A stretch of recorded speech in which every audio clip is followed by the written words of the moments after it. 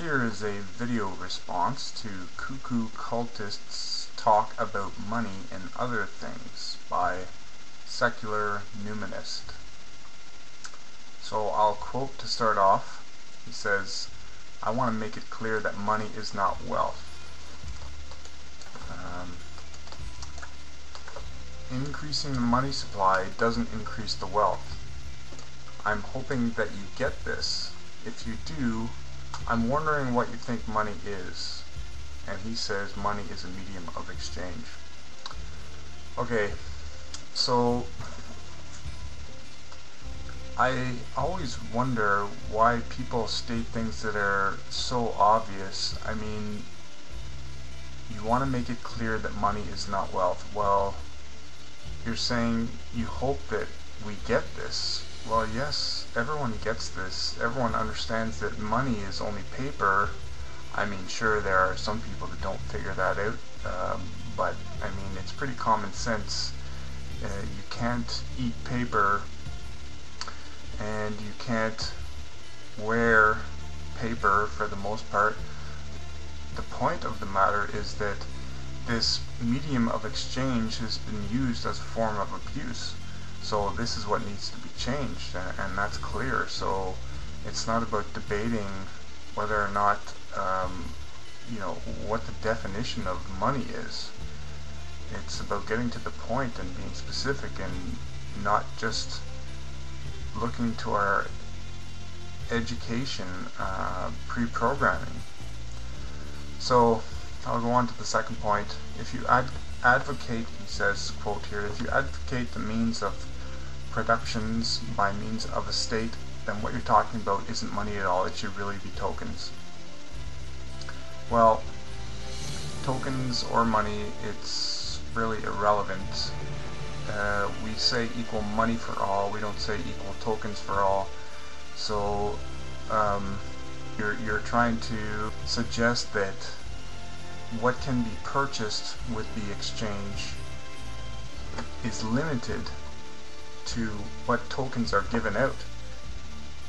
With inequality, it's about removing limitations. It's not about imposing limitations under the principle of what's best for all. So it's not to bring in a new form of slavery. It's about releasing ourselves from the slavery that exists within us. So it's money, it's not tokens, but I mean, really, that's just a definition, and there would be no limitation on what you can purchase with your money or tokens, whatever it may be. It's to give you self-expression. It's not to take away from what you can do, but it is under the principle of what's best for all. So we work with what is available. And I mean, there's outflows of the abuse that we've done in the world, so we have to obviously clean up the mess we've made. So everyone has to take responsibility in that. You say, I don't know who would be in charge. Would it be your leader, Bernard Pullman? Okay, so again, you haven't done your research. What is in charge within this system is the principle of what is best for all. It is self-honesty that exists within a person to do what is best for all, and this requires re-education of everyone and training for you to understand how you've created yourself as an abusive system, so that we can stop this. I mean, everyone has to take individual responsibility. So that's how the system works with inequality. It's everyone participating. So if you're afraid of having a totalitarian leadership, I mean, that fear is totally unfounded and only brings up a point within yourself that you need to look at within yourself, self-honestly. Why am I afraid of someone ruling over me. And look at that point carefully and figure out what caused you to have this fear. Number 4, I quote, "If what's being produced is already being designated, why would you need money whatsoever?" If we look at the point in common sense, we currently exist within an abusive system. We cannot just abandon this system. We have to transform it and merge it into something that works. We can't just throw away all our money like was seen in the end of the Zeitgeist movie. I mean, that's ridiculous. That's not going to work. That would be complete chaos. So we have to bridge the system into a new system, and we do that by facilitating the monetary exchange.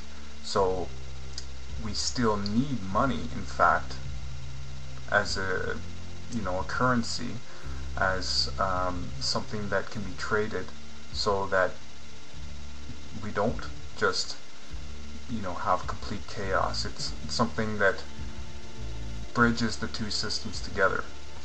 It's not for me to answer every little detail, but it's obvious if we look at the current abusive system that a change has to be made, and it is clearly obvious that there's only one possible solution to this giant mess we've created, and that is equality, equal money for all, because there is simply no other way to do it. All other ways have failed.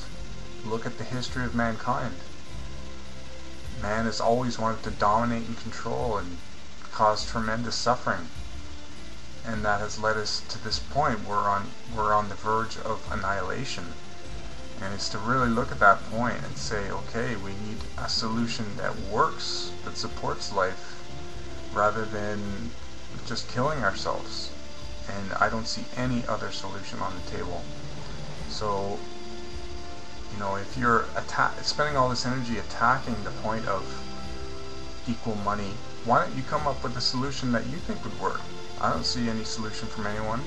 All I see is people attacking destiny, equal money for all. So, put up or shut up. Oh yeah, you say distance, or regarding force, how would you stop me?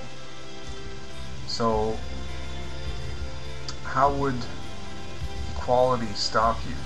That's an interesting point that you bring up. And what I can say to you at this point is, we, as those walking equality, will not have to stop you. You will stop yourself. Because if you continue to be dishonest with yourself, it will be evident to you. There will be no way for you to avoid your own dishonesty. And this dishonesty will cause a compounding effect within you that will create a great deal of fear and panic and stress and anxiety, and it will ultimately lead to your demise. So that is why this is the turning point in history, where you really have to look at yourself, because every moment, every breath is critical, that we move ourselves and expand ourselves and walk the process of equality, doing what's best for all, because things that are compounding, it will be very difficult for anyone who disregards equality and continues in dishonesty. It will be difficult for you to even function as a living being. So you're responsible for yourself. Everyone is responsible for themselves, and therefore it's necessary to stop being afraid and take this opportunity to look at yourself and see what it is you can do to support life.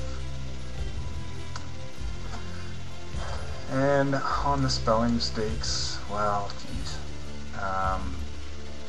Spelling is based on the education system, and it really is a good point to look at, that you're criticizing someone's spelling when